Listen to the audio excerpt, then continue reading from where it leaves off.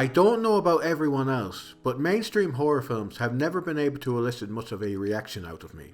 I admittedly enjoy the Final Destination films, but I'd hesitate to call them scary.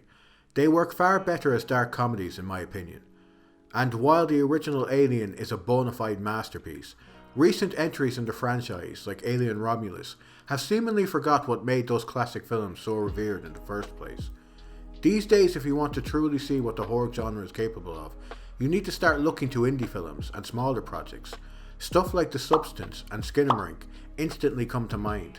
People creating indie horror films usually don't have to worry about big movie studios breathing down their necks, forcing them to cut out anything that might hurt their precious profit margins.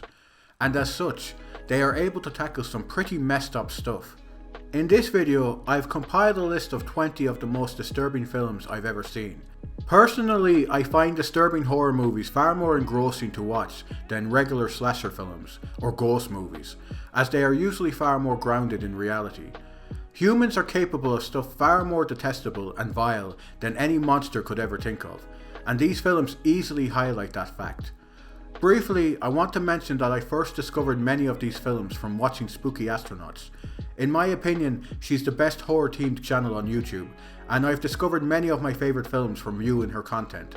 So if you are interested in finding more great horror films to watch, definitely check out her channel. Secondly, this is my list, and as such, don't expect to see every disturbing film ever made. I simply refuse to watch stuff like Serbian Film or The House That Jack Built for obvious reasons. While I have a strong stomach when it comes to horror movies, I have no interest whatsoever in watching anything that only exists to shock or disgust the viewer. And with that, let's start this list. Audition is a Japanese horror film directed by Takashi Miike and starring, I hate trying to pronounce Japanese names, Ryu Ishibashi and Eiji Shina. Apologies if I butchered those names. Audition tells the story of Shigeru, a wealthy Japanese man who sets up a fake casting audition for a film that doesn't exist, in order to meet young women in the hopes of finding one he wishes to marry. Shigeru eventually meets a beautiful young woman named Asami and decides he wants to date her. But as we all know, bitches be crazy. I think a huge reason why I didn't find Audition especially disturbing is because I kinda knew everything about it going in, which definitely nullified the impact of that ending. I'd imagine someone approaching the movie not knowing anything about it, thinking it was some kind of romantic comedy or something, would probably be traumatized for life. And honestly, if you are going to watch Audition, that's how I'd recommend approaching it, with as little knowledge about the film as possible. While I don't find Audition all that disturbing, it's still an amazing horror film with some incredible performances and some scenes that will stay with me for life. For some reason, there seems to be this consensus amongst a lot of horror fans that Barbarian is a really disturbing film. It isn't. It is, however, one of the most disappointing horror films I've seen in recent memory. While it isn't a horrible movie, the hype generated by the crazy critical reception it received made a lot of people think that this was going to be a genre-defining masterpiece, when in reality, it's a decent horror film that starts off really strong, but slowly starts to fall apart the closer to the finale it gets. As far as disturbing content is concerned, there's a flashback sequence that implies a lot of fucked up shit, but nothing is actually shown to the viewer.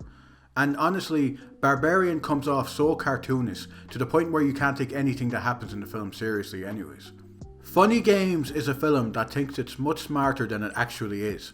It tells the story of a family that gets kidnapped and relentlessly tortured by two absolutely vile creatures. Many people might consider Funny Games to be the most disturbing film they've ever seen. A child is murdered, the physical and mental torture the husband and wife go through is appalling, but I just don't get it. I think it's a stupid, pointless film, which ironically is what the director was going for. He wanted to create an incredibly violent film, but one that had no other purpose than to sicken audiences, because apparently by doing that he would create a strong message about violence in the media. Whatever message that could be, I could not begin to tell you. While I did initially find the content in Funny Games to be legitimately shocking, there is a scene about halfway through the film that breaks the fourth wall in such a way that I just couldn't take anything that was happening seriously anymore. I would have respected Funny Games so much more if it had just decided to be torture porn for 90 minutes. But by trying to have some profound message about violence in media, it just comes across as the most patronising shit I've ever seen. I wasn't planning to include The Lighthouse on this list, as I didn't actually consider it all that disturbing upon seeing it for the first time. It wasn't until I was considering recommending it to my mother that I started to remember that, oh yeah, Robert Pattinson fucks a mermaid in it, doesn't he? Wasn't aware that was even possible. Oh yeah, and of course there's this moment. The Lighthouse certainly has some disturbing content in it, but that's not the reason to watch the film. Watch it for the beautiful cinematography, the incredible performances from Dafoe and Pattinson, and the absolutely insane plot. It's also quite funny at times, so even non-horror fans should still be able to find something they enjoy about the film. The Lighthouse is one of my top 5 favourite films of all time, and should be viewed by anyone who cares about the art of filmmaking. Under the Skin is one of my favourite films of all time. It's also not going to be a film for everyone, or even most people.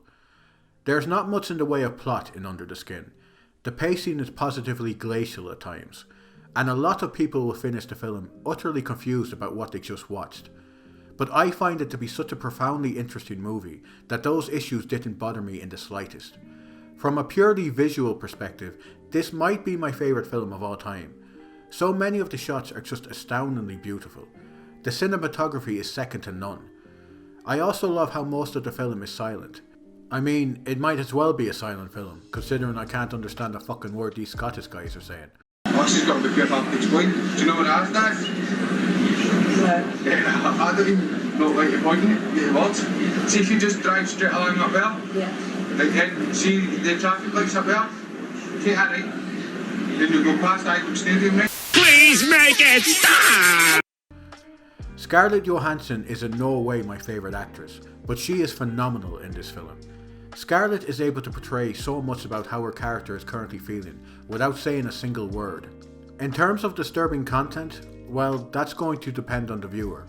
There is a scene with a baby that may be upsetting to some people, but nothing is shown on camera. You won't need a strong stomach to get through this film, in other words. While I don't expect many people will find Under the Skin to be all that special, I would still recommend everyone at least give it a watch, as those who do click with it will find themselves still thinking about it years later. Okay, from here on out, shit is going to get real dark real quick.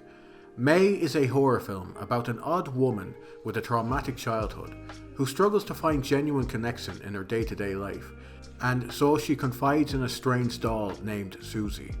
I love practically everything about this film, and I can't accurately explain why, which kinda scares me to be honest.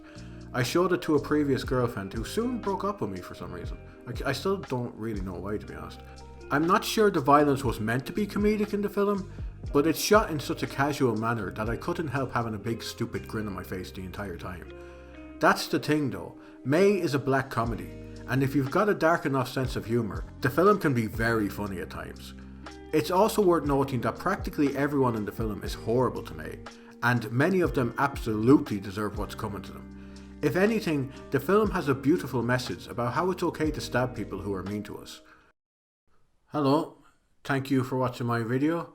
I'm sure you're wondering right about now why I've decided to cut this video series into 3 parts instead of having one big video. And the reason for that is it's a fucking nightmare to cover movies on YouTube. I mean, you accidentally show 6 seconds of a movie instead of 5 seconds and you get copyright claimed. You know, you don't flip the image, you don't do this, you don't do that, you get copyright claimed. It's a massive pain in the arse, to be honest, and I could not be fucked with doing it all in one go, because I'm sure this video is going to get copyright claimed 100 times and I'm going to have to upload it multiple times to get it up without getting copyright claimed. So if you see a lot of pictures where I zoom in slowly in on a person's face or some other shit like that, well, you know now why I had to do that. So yeah, I hope you were still able to enjoy the video. Once I successfully get all 3 parts up, I'll probably release the entire series as one big video. But until then, I will see you guys soon for part 2. So thanks for watching again.